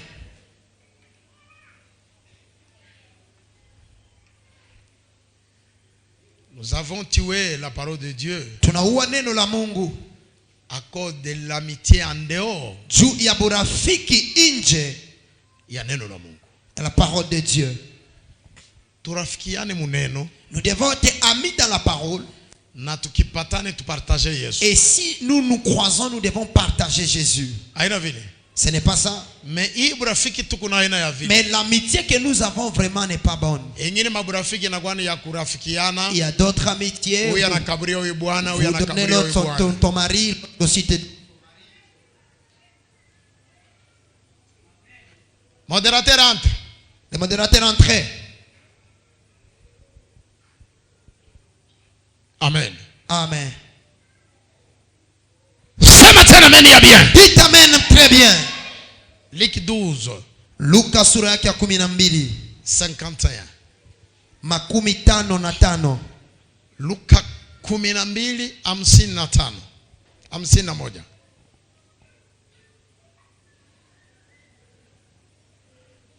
Sisikia hata mtu anasema pressure encore.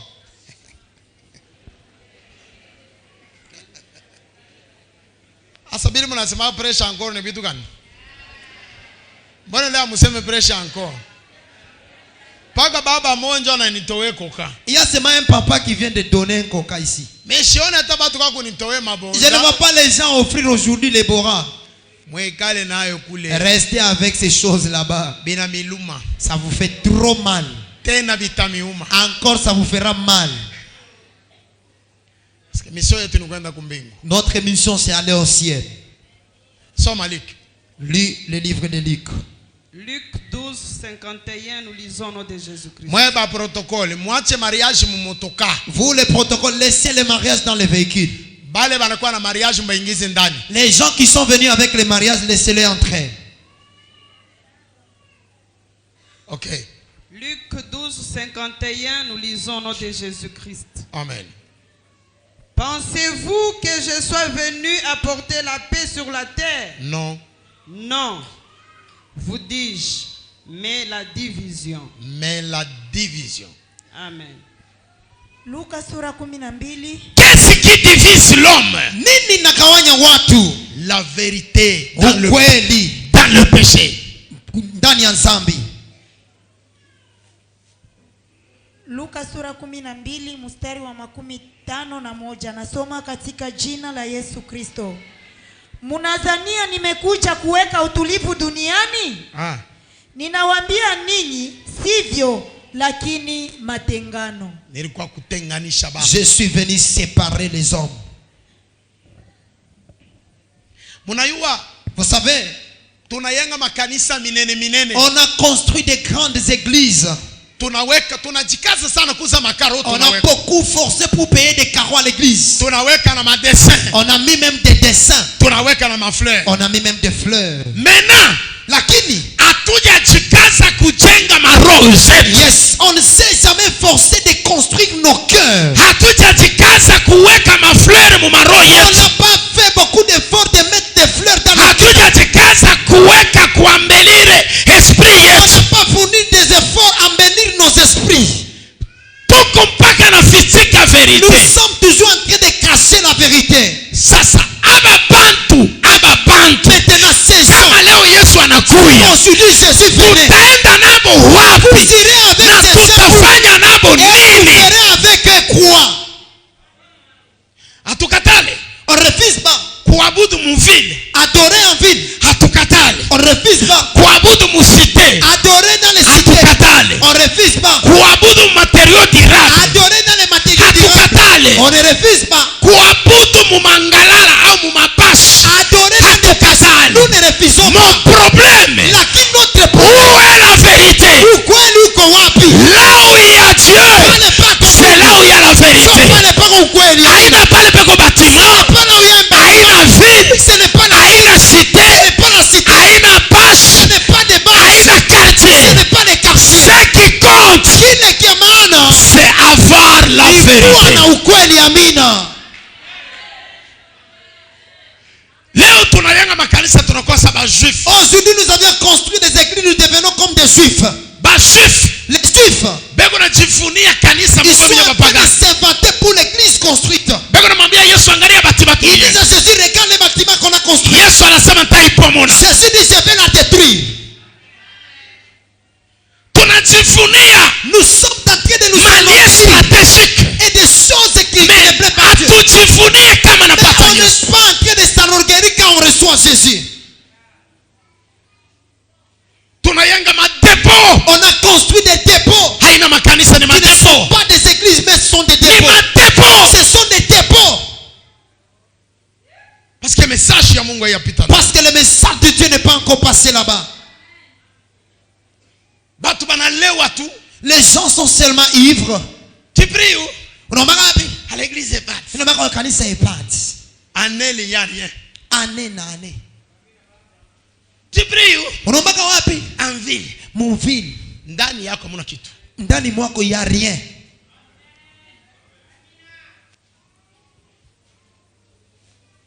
Une fille Miti moja.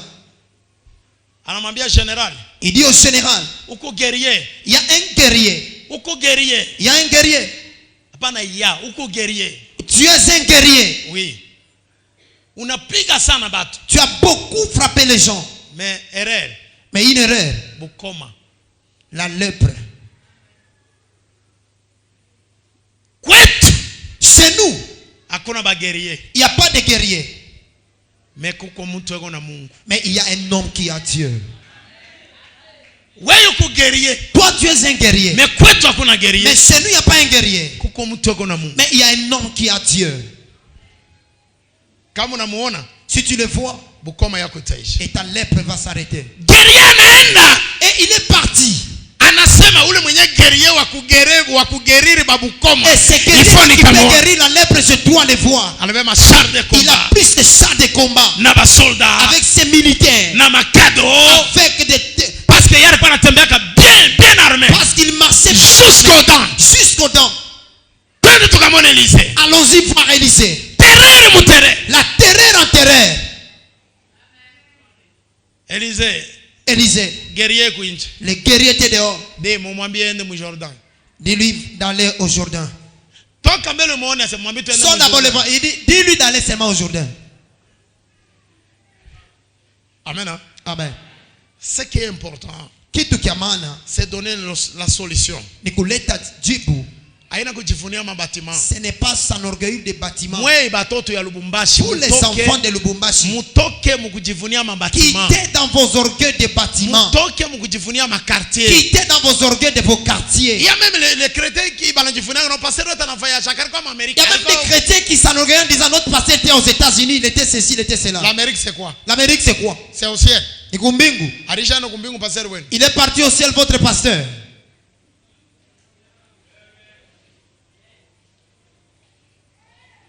Amen.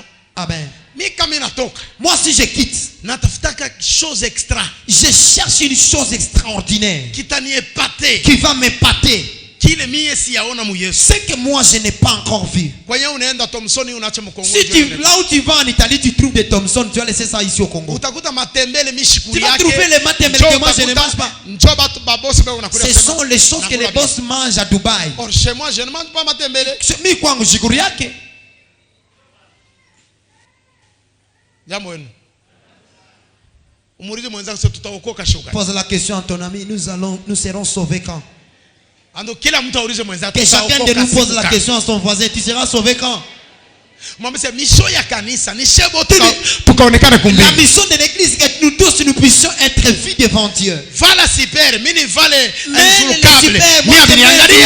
C'est pas mon problème. Vala koti yako ya bei. Mimi vale koti ya Mkenya. Mimi niangalie. C'est pas mon problème. Mambo yangu niko na Yesu. Mon problème c'est Jésus. Lala muvile, lala mugolfe, lala Mkenya. Mimi mambo yangu hata niko mubrondo, mimi niko na Yesu. Ananijua niko na Yesu. Connais bien Jésus. Amen. Hata kuna villa. Même si tu as un villa. Mimi niko na chambre moja. Moi j'ai une chambre. Uko na jet privé. Tu as le jet privé. Mimi niko munkinga. Et moi j'ai un pelo. Mimi niko na Yesu. C'est Jésus. Kanisa, l'église, tupende ukweli. Aimons la vérité. Tuchukie l'hypocrisie. Et haïssons l'hypocrisie. Tutoke mu comportement. Quittons dans nos comportements. Tufike même au niveau ya kuwa bakristo. Arrivons seulement à un niveau de devenir chrétien. Kenye kudivize kanisa leo. Ce qui divise l'église aujourd'hui. Haina bumungu bunapita. Ce n'est pas la divinité qui dépasse. Haina Roho Mtakatifu anapita. Ce n'est pas le Saint-Esprit exagéré. L'hypocrisie. C'est l'hypocrisie. Na tamaa. Et l'envie. Na roho ya chuki. Et le cœur rempli de haine. Na roho mubaya. Et une mauvaise foi. Ndio iko na divize makanisa. Qui divise les églises. Ce n'est pas dire que c'est l'Esprit Saint. Kusema ni Roho Ce n'est pas dire que c'est Dieu qui divise. Kusema Mungu ndio Dieu ne divise jamais. Dieu est là pour réunir. Mais c'est le péché qui divise l'homme entre l'autre. C'est pourquoi Yesu anasema alishuka kuacha ukweli. C'est pourquoi Jésus dit je suis pas venu pour amener la paix. Kuacha salama. Donner la paix. Alio ukweli atatupa. Il connaissait qu'il l'avait jeté. Et les mauvaises personnes vont se retirer. Et les bonnes personnes vont demeurer à cet endroit. Kanisa. L'église. Kama tunatosha roho mbaya. Si nous enlevons la mauvaise foi. Tunatosha roho ya chuki. Nous enlevons ces cœurs qui na mafamili yetu tutaichunga. Et nos familles nous allons les garder. Muko hapa. Vous êtes ici. Kuko bato bapendaka benzaki tu anavala. Il y a des gens qui n'aiment pas quand les autres siku atavala bien. Les autres qui va bien. Na bonjour atamupa. Même il ne va pas lui dire bonjour. Ile siku atatangulia mbele. Ce jour-là il sera là. Ego na mwangalie. Il regarde et dit eh twende. Leo mchunge bana. Attendez. Sasa munja sasa. Uriona vile alikuwa anajivuna. Tu as vu comment est-ce qu'il était en train de gronder? Attendez le yetu si tumwache. Allons-y c'est. Anamifanya nini? Qu'il vous a fait. Ni kitambara tu anavala. C'est mouchoir de tête qu'elle a mis. Hakuna kia spécial. Rien de spécial. Wa spécial ni Yesu. Le plus spécial c'est Jésus. Amen. Wa spécial ni Yesu. Le plus spécial c'est Jésus. Il anavala ni kutiri bali mushonea. C'est une couture qu'on a mis sur elle. Bali mushonea ni kutiri na mwenea. Affectionné sur pour. Roho inakufunga juu ya nini? Pourquoi ça te fait? Roho inakuumia nini? Pourquoi tu as mal? Tutafute Mungu. Cherchons Dieu. Kanisa. Église. Inapotea. L'église est perdue. Kanisa. L'église. Haina hapo duniani. N'existe plus sur la terre. Watu wanadanganya. Les gens se trompent. Kama kanisa ipo. Quand disant que l'église est là. Kanisa haina hapo. C'est dit l'église n'est plus là. Kanisa ilishakufa. L'église est déjà morte. Kanisa ilishapotea.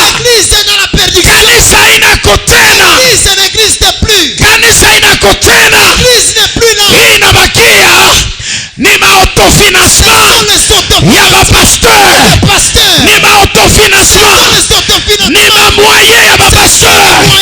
Kanisa inako kama kanisa ingalikuwa hatungelikuwa nafutika ukweli. Tuseme kweli, watu waokoke. Tuseme kweli, Mungu atuone. Tuseme kweli, Mungu apokee sifa. Tuseme kweli, tutabarikiwa mbinguni. Tutafute kanisa. Kanisa tunaiachia wapi? Kanisa inapotelea wapi? Kanisa inabakilia wapi? Na sisi tuko wapi? Kanisa iko wapi? Tunaikalia kazi ya kupokezana heshima. Tuko napokezana heshima.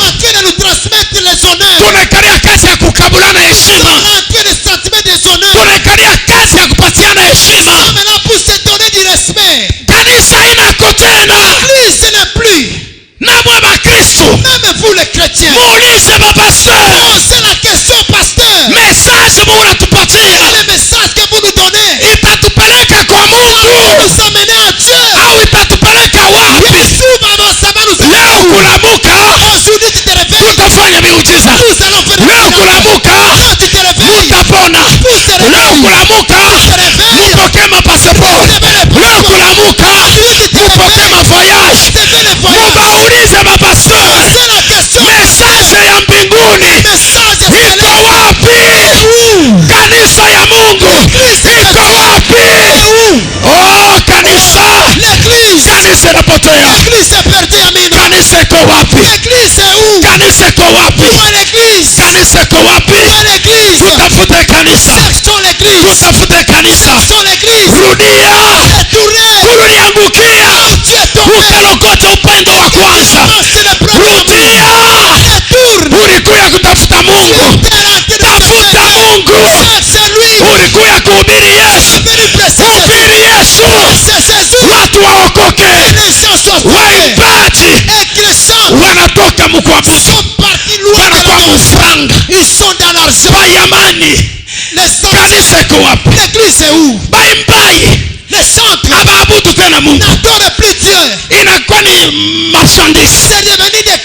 Bapasteur abahubiri tena Yesu, inakuwa ni marchandise. Balombi banaombea batu mafuta, aina tena mafuta ya magonjwa, inakuwa ni mafuta ya affaire, inakuwa ni marchandise. Maprofete abaprofetize tena juu ya kuleta conduite, inakuwa ni marchandise. Kanisa iko wapi? Niko natafuta kanisa. Kanisa ya Yesu iko wapi? Tunatoka wapi? Na tuko naenda wapi? Na tuko nafanya nini? Pokea neema. Amen. Thank you Jesus. Amen. Roho wa Mungu akunalia. Beba mtoto. Roho wa Mungu akunalia. Roho wa Mungu akunalia. Roho wa Mungu akunalia. Kanisa inaripika. Kanisa inapotea. Kanisa ionekane. Oh, Yesu. Ukagawia. Tu vas traîner. Hautakuta kitu. Tu ne vas plus trouver. Yesu kagawia. Si tu traînes. Kuya ubebe. Prendre. Kuya ubebe kanisa. Viens prendre l'église. Asabale bawili banabakia. Les deux personnes qui sont pasteur. Le pasteur. Beko na usisha message. Prendre le message. Ma prophète. Les prophètes. Bana usisha prophétie. Prendre la prophétie. Balombi. Les intercesseurs. Bana usisha mafuta.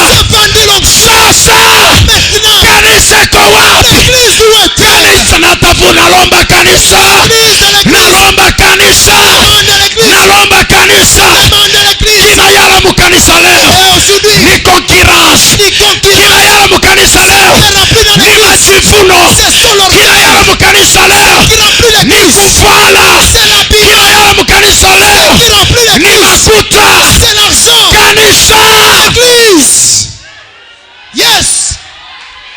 Kanisa wapi? Où est l'église? Nani ataenda mbinguni? Qui va aller au ciel? Nani ataokoka? Qui sera sauvé? Leo mu kanisa Aujourd'hui dans l'église, muna ya concurrence. il y a des concurrents. Leo ni concurrence tu. Aujourd'hui, c'est la concurrence. Bapasteur mu concurrence. Les pasteurs dans les concurrences. Batumishi mu concurrence. Les serviteurs. Bamama mu concurrence. Maman concurrence. Concurrence ya manguo. Concurrence des sabons. Concurrence ya majibu. Concurrence des cibles. Concurrence ya maisha. Concurrence de la vie. Concurrence ya kuvala. Concurrence de l'habillement. Concurrence ya français. Concurrence de parler en Concurrence ya français. masomo. Concurrence des études. Concurrence ya diplome. Concurrence des diplômes. Kanisa inako tena. L'église est perdue. Kanisa inako tena. L'église est perdue. Kanisa inako tena. L'église est perdue. Nani mhubiri Qui atatoka est le mbinguni véritable akahubiri serviteur dunia? qui prêche le monde? Nani? Qui est ce Nauliza kumpingu. pose la Yesu question? atatuma nani Va envoyer qui? akahubiri? Watu wanapotea, C'est les gens qui sont watu dans la perdition. wanapotea, Les gens dans la perdition. kanisa inapotea, L'église est perdue. kanisa inapotea. L'église est perdue. Pokea. Sois.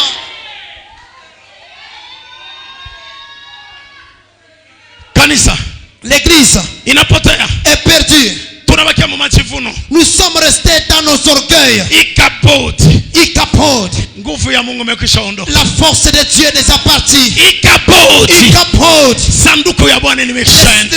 L'arche de l'alliance est partie. Ikabodi, Ikapod. banabakia tuna kifuku. Ils sont restés dans la chaleur. Oh, Oh, ikabodi, alléluia. Ikapod. ikabodi Ikapod. ni majivuno. C'est seulement l'orgueil. Ikabodi Ikapod. ni concurrence. Concurrence. Kanisa ya leo L'église d'aujourd'hui. kazi ni paka français, Le travail c'est le français. kazi pa kushanje mankoti, C'est pas changer de pa veste. kushanje pilato, C'est pas changer de pa chaussures. kubalula mavoyage. C'est pas compter le nombre de voyages. Babibi ya bapasteur Les femmes des ase pasteurs. bapite bakristo. Au lieu de frapper les chrétiens. President asema mie, Président dit moi. president na bibi wa pasteur La Bible est pasteur. beko nafanya concurrence. Concurrence. Babibi ya batumishi Femmes de na serviteurs. babibi ya badiakre Avec les femmes de ni Dieu. concurrence. La concurrence. Babibi ya baconducteur Femmes de na conducteurs. batumishi Et les ni serviteurs. concurrence. La concurrence. Kanisa iko Où wapi? est l'église? Leo kanisa inako. Aujourd'hui l'église n'existe Tutafuta plus. ukweli wa Mungu. Cherchons la vérité de Dieu. Amen. Tutafuta ukweli wa Mungu. Cherchons la vérité de Dieu. Tutafuta ukweli wa Mungu. Cherchons la vérité de Kama Dieu. tunapata Si ukweli, on couvre la vérité de ubaya Dieu, butatoka. il y a des choses qui vont quitter. Ubaya butatoka. Ubaya vitatoka. Mungu atatulokota. Dieu va nous ramasser. Mungu ataturumia. Dieu va nous pardonner. Mungu ataturudisha. Dieu va nous ramener dans Kitu nos gani étions. kina kreye division? La chose qui crée la division Watu entre hawapendi l'homme. kutoka mu maheshima. Les gens ne veulent pas quitter Watu dans le hawapendi confort. kutoka mu Les maheshima. gens ne veulent pas quitter dans Watu le confort. hawapendi kutoka mu Les majivuno. gens ne veulent pas quitter dans le Ukabambia confort. verite,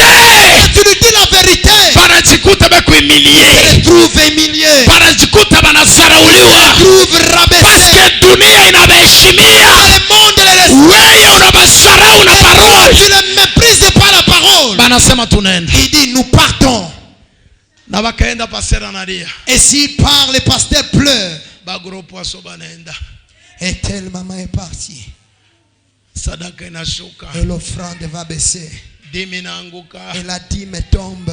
aba nabakiana abo C'est là avec qui je suis resté. ni badimi ya nkalanga na Ce sont des mioko, dîmes, des arachides, des manioc. ni ma 1000 francs, Ce sont de 1000 francs. bama 10 000 dollars Les banaenda. gens de 10 000 $ sont partis. Oh Yesu, Oh Mungu, unitumia hapo tena, renvoie encore ces gens. nitashanje message. Je vais changer le message. Watu wanashanje message Les gens ont changé le message. juu ya dimi ya 10 000 À dollars, cause des dîmes de 10 000 $. juu ya dimi ya 5 000 À cause des dollars. dîmes de 5 000 $. Wale wenye kutoa Ceux qui offrent, banabaima ufalme wa ils Mungu, ont refusé qu'ils entrent au ciel. banabaima Ils ont wokovu. refusé qu'ils reçoivent le salut. Ababambie ukweli, Dis pas la vérité. afadhali umwambie mtu kweli, Dis à quelqu'un la vérité. mesitowe dimi yake. Et qui ne donne pas sa dîme. Oh kanisa, Oh l'église, sheba ubiri, nous les prédicateurs, tutahukumiwa, nous serons jugés. tutahukumiwa. Nous serons jugés. Nishie bakupatia batu C'est uzima, à nous de donner le nishie salut bakupatia batu éternel. wokovu, C'est à nous de donner le nishie salut. bakupatia batu neno la C'est Mungu, de nous de donner aux gens. nishie bakwambia batu C'est njia. à nous de prier les Shie gens. tunapoteza Nous neno on a perdu la juu ya parole. maendeleo yetu, Cause de nos intérêts. juu ya matumbu À yetu, cause de nos propres juu ya forces. kula kwetu. À cause de nos propres Hukumu ya Mungu salut de Dieu. iko na tuchunga,